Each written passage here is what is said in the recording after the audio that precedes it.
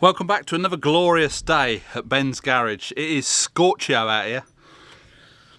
Back on the Overlanding on a Budget series. Looking in the Land Rover handbook, Land Rover specify carrying luggage on the roof. If you're to use a Land Rover approved roof rack, you can have a load of 100 kilos. If you use a roof rack or system that is not genuine approved Land Rover, you must take into account the weight of the roof rack in that 100 kilos. So however heavy your roof rack is, you have to subtract that from 100, and then that's what you can carry on the roof. It's all set by Land Rover, and it's all set because you've got high up weight, and that's what the suspension can tolerate, this, that and the other. The car will handle, if you overload the roof, it will handle like a bag of shit, basically. A Defender, for example, they can only put 75 kilos on the roof. Now, we all know, we've all seen these Defenders that are out on the trails, absolutely loaded to the nines on the roof. It's not safe. But I'm not here to preach this, that and the other. Overlanding on a budget, we probably will carry some things on the roof that are not used often. Possibly put the spare wheel up there when we've got the whole boot loaded out with gear. And a nice cheap option is some roof rails with some crossbars. I'm not going to put the crossbars on today, but here are the roof rails.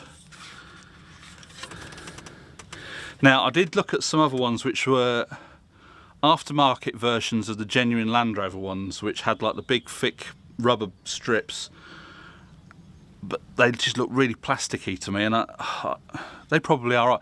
I know Powerful UK used to sell them, but I think they don't sell them anymore because they had issues with their suppliers and this, that and the other.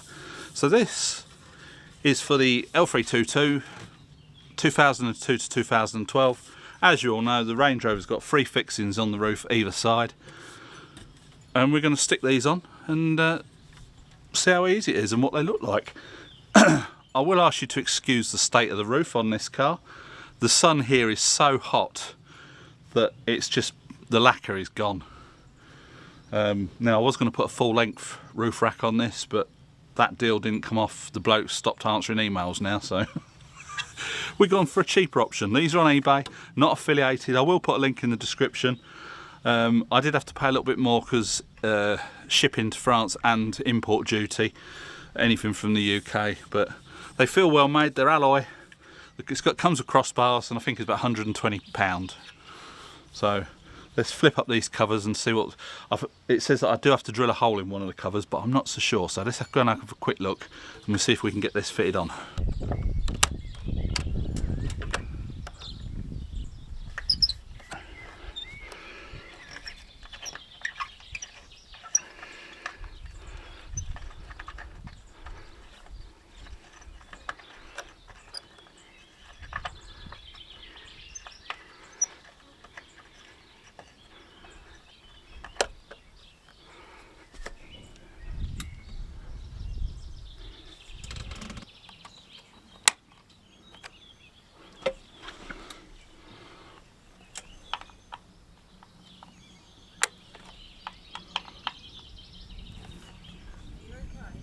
So far.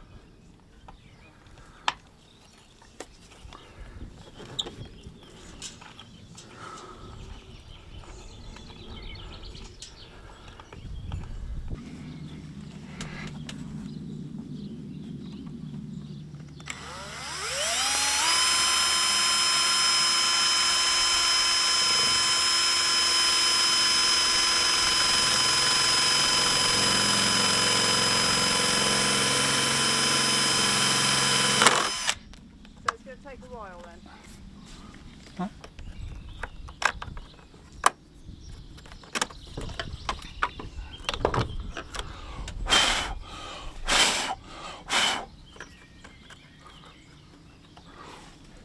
This middle one here has a sticker or a rubber piece that just sits over it.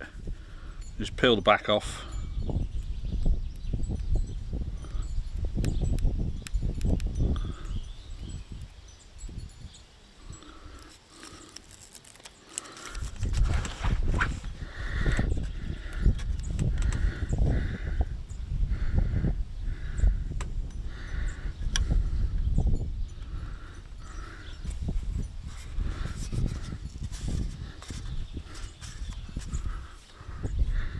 Right, now we'll stick it on the roof.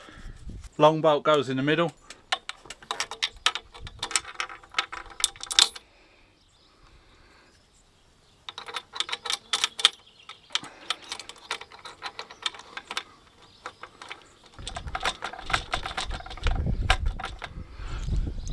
And the short ones at either end.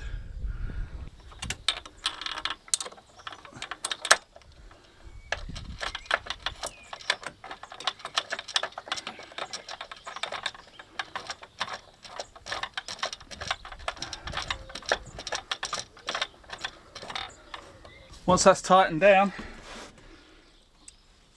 these little grommets just press into the hole there.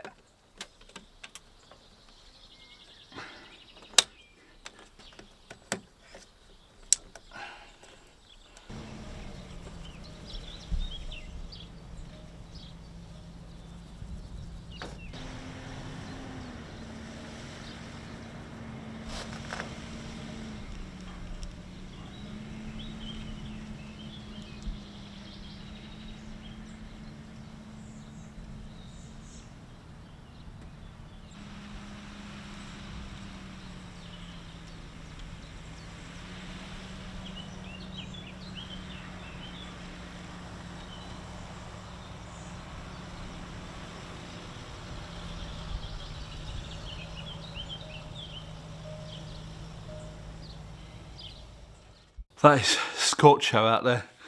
Now, I know the question that you're all asking. Ben, you're in a wheelchair. How did you possibly reach the top of the Range Rover? Even on access height, it's still too bloody high. I can't stand up unaided. Luckily, we've got our friend's Renault Mascot here. It's in for repairs.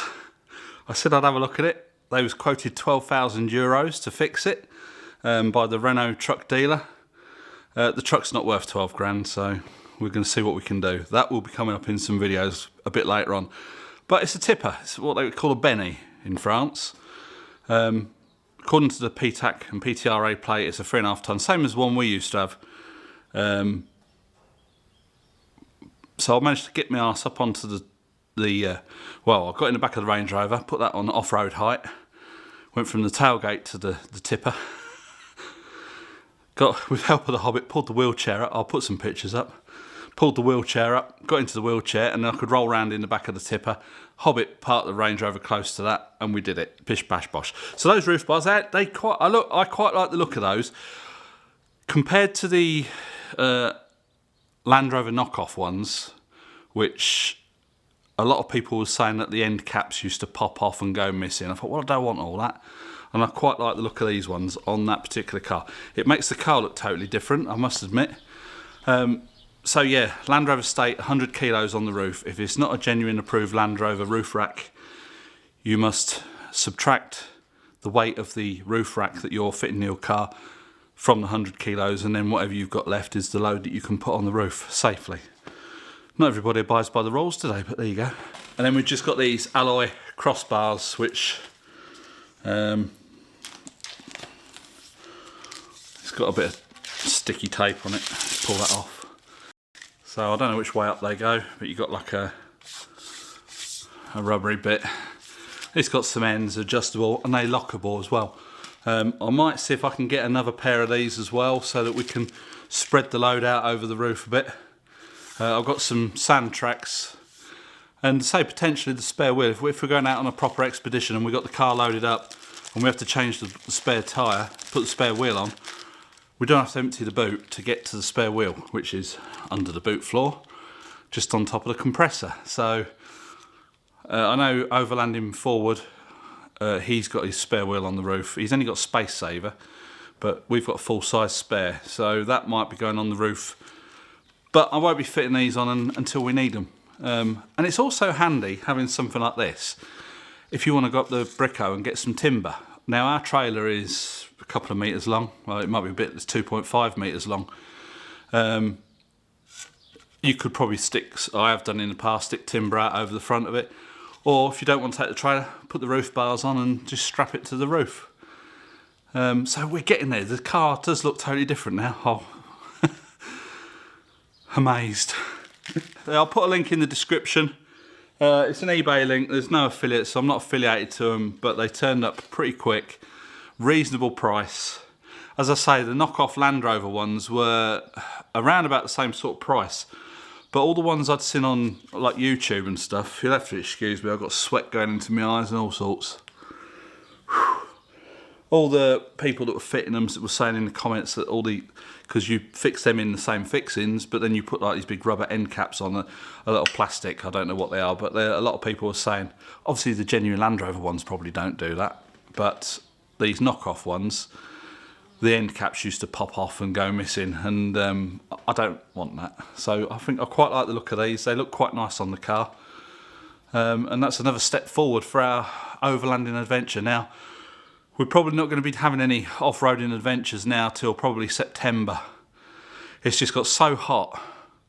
Plus we've got a lot of projects on the go. If you follow me on social media, I might have put some bits and pieces on. We've been doing some jobs down the front of the house, and we've got some other projects going on inside the house.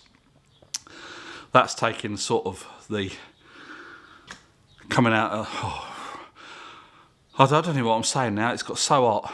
That's taking precedent over everything else. So going out for little jollies, off-roading and stuff has been pushed to the back burner. But we've not forgot it. I've still got a lot of stuff we're kitting the car out with. So keep your eyes out for those videos. I'll be releasing those as and when. We've got some interesting bits of kit, overlanding on a budget, self-recovery, all that kind of thing. I think you'll be quite interested. But today, we've got roof bars. Anyway, catch you in the next video. Bye for now.